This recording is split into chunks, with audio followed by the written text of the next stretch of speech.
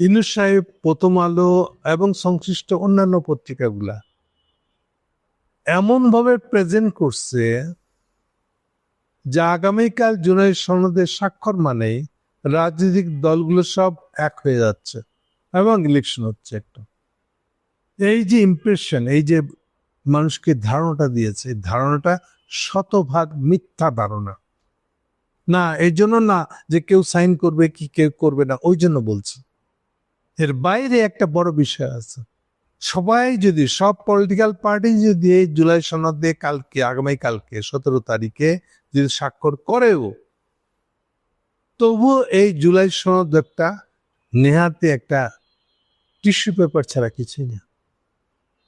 আমরা যেমন tissue paper ব্যবহার করে ফালাই দিয়ে, এটা তাই। জুলাই, আবার বলছি পরিষ্কার করে, জুলাই সনদে, আগামীকালে জুলাই সনদে বাংলাদেশের সক্রিয় প্রত্যেকটা রাজনৈতিক দল যদি সাইন করেও, এরপরে সে স্বাক্ষর করা সনদটা এটা একটা টিস্যু পেপার হবে, একটা অর্থহীন কাগজ হবে। কেন এই কথা বলছে? এই কাগজটা দিয়ে কোনো মূল্য নেই, কারণ এই কাগজ দিয়ে আপনি এর কোনো লিগ্যাল মূল্য, মানে আমি এখানে স্বাক্ষর করছি মানে আমি কোনো কিছু করতে বাধ্য না। কোন রাজনৈতিক দলের কোনো দায় নাই এটার প্রতি, যারা যারা স্বাক্ষর করবে। এমনকি ইউনূস সাহেবও এই কাগজ নিয়ে কিছুই করতে পারবে না, কারণ এটা লিগ্যালি ভ্যালিড না। আইনগতভাবে এর কোনো ভিত্তি নাই, এর কোনো বৈধতা নাই। কেন?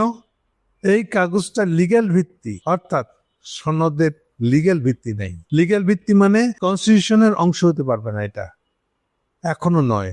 সবাই মিলে স্বাক্ষর করলেই সেটা কনস্টিটিউশনের অংশ হয়ে যাবে না। মূল কারণ হচ্ছে এই লিগ্যাল ভিত্তি নিয়ে কেউ কোনো আগ্রহী না। ইউনূস সাহেব এটা আমাদেরকে ফাঁকি দেওয়ার জন্য দুইটাকে আলাদা করে দিচ্ছে। দেখেন, আগে একবার বলেছিলেন যে এর আইনি ভিত্তি কি হবে ওটা আলাদা। আমরা তো আগে জুলাই সনদে স্বাক্ষর করিনি। অ্যাজ ইফ জুলাই সনদে স্বাক্ষর করলে অটোমেটিক এটা একটা আইনি ভিত্তি তৈরি হয়ে যাবে, হবে না। আইনি ভিত্তি তৈরি করতে গেলে আইদার গণভোটে যেতে হবে অথবা প্রেসিডেন্সিয়াল অধ্যাদেশ দিয়ে গণভোটে যেতে হবে, যেটাই করেন না কেন। এবং এমন একটা সময় এটা করতেই হবে, এটা এমন একটা সময় যে সময়টা বিএনপি পুরো জিনিসটাকে এককভাবে নিজের হাতে রেখে দিবে সংবিধানের অংশ করার বিরুদ্ধে। আইদার তারা নিজেই করবে সংসদের অংশ, আর নাইলে কাউকে করতে দিবে না। এ হচ্ছে বিএনপির পজিশন। কিভাবে সেটা? যতগুলাই রাজনৈতিক দল থাকুক, যতগুলাই এরকম সই করুক, বিএনপি ধরে নিচ্ছে ইলেকশনটা আগে হোক, এর আগে কোনো কিছু না, গণভোট না, বা গণভোট হলেও কিচ্ছু এসে যায় না। কেন? কারণ সে মনে করে ইলেকশনটা যখন হয়ে যাবে তাতে গণভোট আগে হোক আর না হোক, ইলেকশনটা হয়ে গেলে তারাই তো সংসদে, ধরে নিচ্ছে যে তারা সংসদের সংখ্যাগরিষ্ঠ দল হবে। এইবার তারা সংখ্যাগরিষ্ঠ দল হয়ে মুসরানি দিবে যে এটাকে আমরা কনস্টিটিউশনের পার্ট বানাবো না, করেন গিয়ে যা খুশি। তাহলে এই স্বাক্ষর করার মানে কি? আমি যদি এটাকে কনস্টিটিউশনের অংশ না করতে পারি, অংশ না করতে দেই, আমি বিএনপি, আমি তারেক জিয়া যদি এটা না করতে দেই, তো সব জিনিস আমার হাতে, ইনক্লুডিং ইউনূস সাহেব যে 8ই আগস্ট থেকে ক্ষমতা আছে, এই ক্ষমতাও বৈধ না বলে দাবি করবো আমি তখন, বলে সবগুলাকে আমি সুরে চড়াবো, মানে আদালতে নিয়ে যাব অবৈধ ক্ষমতা দখলের অভিযোগে। আপনারা কি বুঝতে পারছেন? এটা হলো ইন্ডিয়ান পরিকল্পনা। এই পরিকল্পনার সাথে ওয়াকার এবং বিএনপি সংশ্লিষ্ট, সেই জায়গাতেই বিএনপি আছে এখনো। ফলে এটা লিগ্যাল ভিত্তি যত এমন কি বলতেছে দেখেন, যদি গণভোটও হয়ে যায় একটা, ইভেন ইলেকশন মানে জাতীয় সংসদ আর গণভোট একসাথেও না, ধরেন আগামী মাসে গণভোটটা হয়ে গেল, বলছে তাতেও কিছু এসে যায় না, যদিও তারা আগামী মাসে গণভোট করতে রাজি না। গণভোট করলেও কিছু হবে না। কেন? গণভোট করলে ওটা সংসদ কনস্টিটিউশন অংশ করতে দিবে না ওরা। কনস্টিটিউশন অংশ করতে গেলে ওটাকে আবার সংসদে পাশ করাইতে, বুঝছেন? খোদ পাবলিক ভোট দিয়ে একটা গণভোট বানাইছে, একটা জিনিসকে অনুমোদন দিচ্ছে না। বিএনপির দাবি এরপরে এটা অনুমোদিত হয় না, অনুমোদন হইতে হবে আমাদের হাতে। মানে এটা ধরে নিয়েছি যে যে আমরা, এই যে আমাদের হাতে বলছে, আমরা হলাম যারা সংসদে গিয়ে সংখ্যাগরিষ্ঠ হবো, আমাদের হাতে এটা অনুমোদিত হইতে হবে। মানে হলো আমরা ঠিক করব যে এটা সংসদে, এটা কনস্টিটিউশনের অংশ হবে কি হবে না। এটা হচ্ছে অরিজিনাল তর্কের জায়গাটা হলে এই। আশা করি সবাই বুঝতে পারছেন।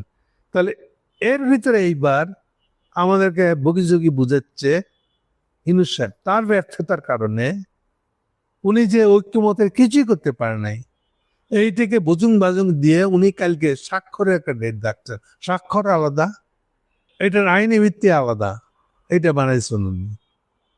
এখন অবস্থা এরকমই যে আর স্বাক্ষর আইনি ভিত্তি দিলেও বিএনপি সেটা মানবে না। এটা বিএনপির সংসদে, বিএনপি যে সংসদের হবু সংসদের সংখ্যাগরিষ্ঠ থাকবে ধরে নিয়েছে, সেই সংসদে এটা পাশ করাইতে হবে। অর্থাৎ হি ইজ দ্য বস। বাংলাদেশে কোনো কিছুই উনি বৈধতা দিবেন না যদি না তারা সেটা করে থাকে। আশা করি আপনারা বুঝতে পারছেন। সো জুলাই সনদ এর ভিতরে আরো একটা ফাঁকিবাজি, এটা হলো ইউনূসের ফাঁকিবাজি। সেই ফাঁকিবাজিটাও বিএনপি এগ্রি করছে না। বিএনপি বলছে ঠিক আছে, যেহেতু কাগজের কোনো মূল্য নাই তা আমি দেবানি একটা স্বাক্ষর কালকে, কিন্তু বাকি পলিটিক্যাল পার্টিগুলো আসবে না, সেটা অলরেডি তারা জানাই দিচ্ছে। এখন আমরা এটা নিয়ে আলোচনা করব।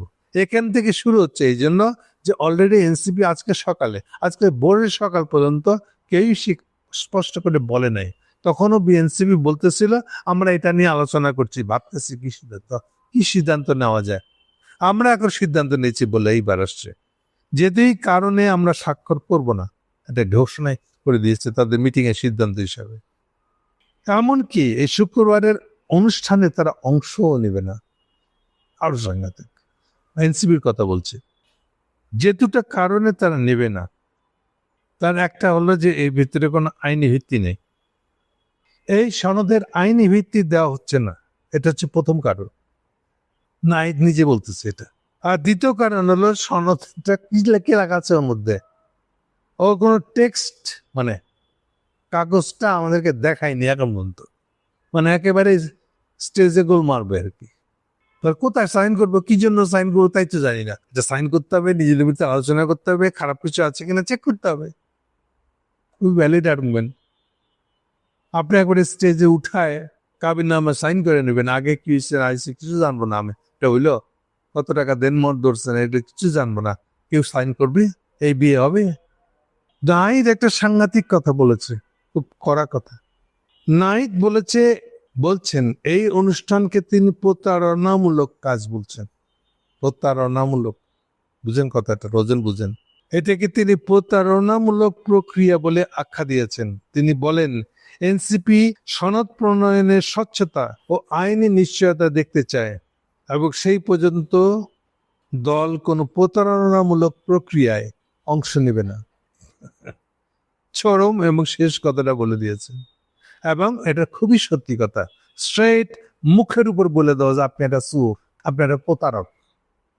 এর আগে বুধবার সন্ধ্যায় জাতীয় ঐক্যমত্য কমিশনের বৈঠকে সাংবাদিকদের প্রশ্নের জবাবে দলের সচিব আক্তার হোসেন বলেছিলেন যে আমরা যদি এই বিষয়গুলো পাবলিকের সামনে অস্পষ্ট থাকে তাহলে আমরা এটার সঙ্গে আমাদের অংশগ্রহণ অনিশ্চিত। এটা গতকালকেই বলেছিলেন। এখন পরিষ্কার করে ওনা বলে দিলেন যে এর সাথে আমরা সম্পর্ক ছিন্ন করলাম ইউনূস সাহেবের এই স্বাক্ষর প্রক্রিয়া, তথাকথিত স্বাক্ষর প্রক্রিয়া। এবার আসেন বাকিদের কথা। এক পাকে বলে দিই খালি জামাতের কথা, তারা আবার একটু রহস্য করেছে রাখছে। উপস্থিত থেকে কি করি সেটা দেখলেই তো বুঝতে পারছেন নিশ্চয়। তাই সাহেবের এগুলা মানে আমরা চলে যেতে পারি, স্বাক্ষর দিয়ে হালাইতে পারি বিএনপির সাথে, কিন্তু যখন দিব তখন তো বুঝবেন আমরা দিলাম কি দিলাম না। আচ্ছা, গেল জামাতের ভাষ্যটা। বাকিদের ভাষ্যটা ইন্টারেস্টিং। এই যে আগে বলেছি যে সিট পার্টিগুলা দুই ভাগ হয়ে গেছে, যেগুলো খাস মানে যাদের সিট কনফার্ম বিএনপি দিক থেকে, ধরেন মান্না বা জোনাস সাইকি টাইপের, তারা তো আসবে, সই দিবে। কিন্তু বাকিগুলা, এর মধ্যে শীর্ষে আছে বাসদ, সিপিবি, একটা জাসদের একটা ফ্যাকশন, বাংলাদেশ জাসদ নামে। তারা বলতেছে নাও আমরাও স্বাক্ষর করবো না। কেন? অরিজিনাল 72 কনস্টিটিউশন নাই হইলে, একেবারে অরিজিনাল 72 প্রেমী কনস্টিটিউশন এটা পাওয়া গেছে। খারাপ না? এই মুহূর্তে সুবিধাটা হচ্ছে যে তারাও ইউনূস সাহেবের পক্ষে, অর্থাৎ ইউনূস সাহেব যেটা চাচ্ছে যে আপনারা স্বাক্ষর করেন, তারা স্বাক্ষর করবে না। এটা হচ্ছে ইন্টারেস্টিং পয়েন্টটা। তাহলে কি হতে যাচ্ছে আগামীকাল আপনারা বুঝতে পারছেন নিশ্চয়ই। তাহলে এখন যদি এই যে ভুয়া কাগজটা স্বাক্ষর করেন না করেন, ইউনূস সাহেব যে এটা নিয়ে বাইরে বিদেশে বলে পারবেন সবাই মিলে এতগুলা পার্টি মিলায় জুলাই সনদে স্বাক্ষর করছে, আমার বিরাট অ্যাচিভমেন্ট, সেইটারও শেষ, সেই সুযোগও নষ্ট হয়ে গেল। আমি কিন্তু বলছি বারে বারে, সবাই মিলে স্বাক্ষর করলেও ওই কাগজের কোনো মূল্য নাই, কারণ ওই কাগজটা কোনো আইনি ভিত্তি নাই। ওই কাগজটা সংসদে যতক্ষণ অন্তর্ভুক্ত না করা হবে ততক্ষণ পর্যন্ত এই কাগজের সবাই মিলে স্বাক্ষর করেন কি সোনার অক্ষরে স্বাক্ষর করেন, এতে কোনো লাভ নেই, কিচ্ছু আসবে যাবে না। আর এই আসবে যাবে না বিষয়টা, সংবিধানে ঢুকানো না ঢুকানোর বিষয়টা বিএনপি মনে করে এটা একা আমার হাত, আমি যা করবো তাই হবে। আমি যদি হুঙ্গলি হেলান দিই তাহলে এটা সংসদে সংবিধানে ঢুকানোর ব্যবস্থা করা হবে না। ফলে আপনারা বুঝতে পারছেন, তাহলে কালকে 17 তারিখ, 17 তারিখে সন্ধ্যার মধ্যে আমরা বুঝে যাব রিয়েলি কে কে স্বাক্ষর করলো। এটা অলরেডি আজকে থেকেই বোঝা যাচ্ছে। যে ইমেজটা দিলাম আপনাদের সামনে, এই ইমেজ অনুযায়ী কালকে সন্ধ্যার পরের পত্রিকার হেডলাইন গুলো হবে। তাহলে এবার 18 তারিখ থেকে কি হবে, যেটা হবে এটা সবার কাছে পরিষ্কার, যে তাহলে ইলেকশন কি হবে। এরপরে পত্রিকাগুলো হেডিং করতে শুরু করবে, ইলেকশন কি হবে, বাংলাদেশের রাজনীতির ভবিষ্যৎ কি, এটা হেডলাইন হবে পত্রিকার। আর ইউনূস সাহেব কি বলবেন, আপনারা বুদ্ধিমান মানুষ বুঝতে পারেন কি বলবেন। এটা ক্রমশ সোজা কথায় বললে, যে কথা আমি আগে বলেছি, নির্বাচন ফেব্রুয়ারিতে হওয়ার কোনো সম্ভাবনা আমি দেখি না। ওরা যেন আমার কথাটাকে সত্যি প্রমাণের জন্য উঠটা পড়ে লাগছে। Thank you.